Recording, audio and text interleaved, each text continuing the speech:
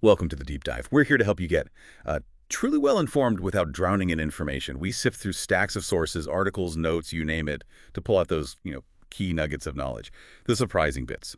Today, we're diving deep into Chiang Mai, Thailand, our mission to cut through the daily noise, really see what's significant, maybe even surprising, in just a 12-hour snapshot of this vibrant city. We've gathered the top 10 local news stories from July 30th, 2025. Sources like YouTube, Piger, Wikipedia, Thai News, Chiang Mai City Life, Facebook Nation Thailand. Quite a mix.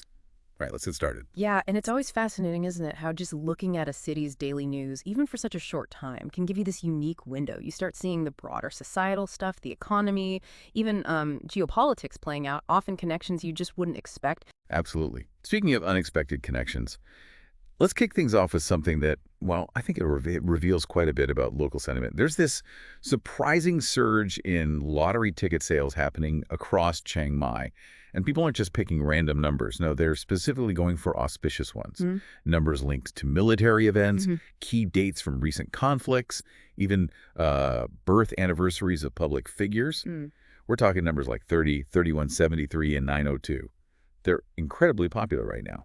So what does this actually tell us about the collective mood, in the city, maybe even the nation? Well, it's a pretty profound cultural insight, isn't it? These choices, they seem so personal, like which lottery numbers you pick, but they're actually mirroring these broader national anxieties and hopes, too. It's a unique cultural expression, really. Sort of blends resilience with concern. People are turning to chance, hoping for some good fortune when things feel uncertain. But it's more than just hope, I think. It really highlights how closely national events resonate on a very personal, maybe even superstitious level for some. That's a really powerful way to frame it. Individual hopes reflecting national anxieties.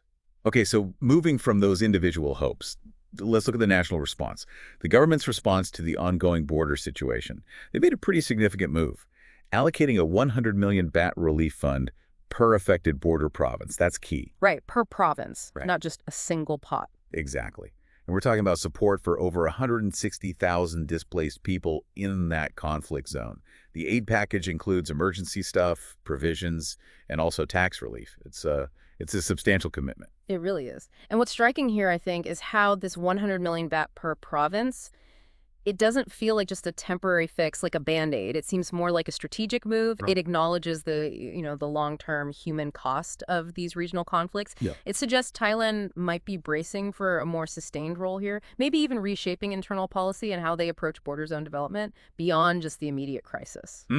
That's interesting. Yeah, this level of financial commitment, it signals a deep awareness of the humanitarian crisis, for sure, but also a proactive effort, maybe, to prevent things from getting more unstable, which is just crucial for overall regional security, really. And staying near the border, but looking at the ground level.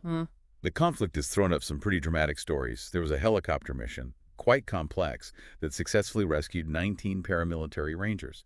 They had been stranded for, get this, 137 hours. That's over 5 days. Wow. In really remote border terrain near the Thailand-Cambodia border. I mean, beyond the obvious relief of their rescue, what does a mission like that, with that complexity, tell us about the state of operations there? Well, a rescue like that, especially over such a long time and in tough, remote terrain, it speaks volumes, doesn't it? About the challenges, definitely.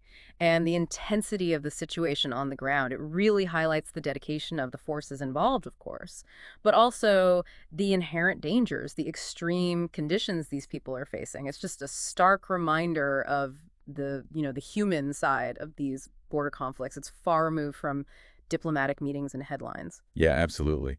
And related to those broader tensions, there's been some important information clarity coming out. Thailand's deputy defense minister came out and categorically denied claims that foreign soldiers were aiding Cambodia, specifically mentioned no evidence of any Russian involvement in the border clashes. Right, that's significant. And sort of building on that need for clear information, the Royal Thai Air Force also confirmed something else. Recent reports about drone attacks near Ubon Ratchathani, they say those were false. Apparently, suspicious radar signals were caused by strong winds, not enemy drones. And that clarity is just incredibly important in these situations. In conflict zones, you know how it is, rumors and misinformation can just spread like wildfire. It causes panic, it can escalate tensions, even damage international relations quite badly. So official statements like these from high-ranking officials from the military branches, They're vital. They help manage public perception, keep fear in check, and ensure the information circulating is actually accurate, which is, a key part of trying to de-escalate things. Okay, so looking ahead then, diplomatic efforts seem to be a clear priority. Thailand is anticipating Cambodia's invitation to the upcoming GBC meeting. That's the General Border Committee meeting on August 4th. The goal there is for officials to discuss cooperation, try to prevent more clashes. Makes sense. And it's not just the government pushing for this. There seems to be a visible wave of public solidarity, too. Central Patana, the major developer, they've been displaying supportive messages on their big LED screens across the country, expressing solidarity with the border communities that are impacted. Yeah, and that combination is really telling, isn't it? The diplomatic moves alongside the public solidarity. It really highlights how a nation sort of collectively navigates and responds to these border tensions. It's like a multi-pronged approach. You've got the official channels working on de-escalation, but then you have the private sector and these public shows of unity providing this really vital layer of support. Morale, too, for the people directly affected. It reinforces this idea that national security isn't just the government's job. It's a collective thing. Right, a collective effort. Okay, let's shift gears a bit from national policy and borders to the sort of daily rhythm, the economic pulse of Chiang Mai itself. There's one quite unsettling report. Over 30 flower wholesalers have filed a police report. They're alleging that one trader scammed them out of more than 1 million baht. Oof, yeah. That's a lot for small businesses. It really is a significant hit.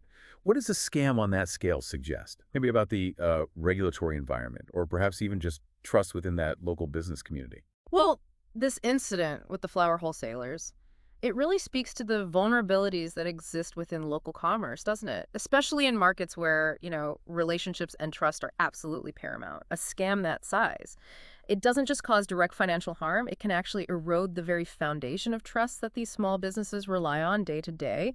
It definitely raises questions about enforcement, sure, but also maybe about the informal networks that often underpin these kinds of trades and how quickly they can be exploited.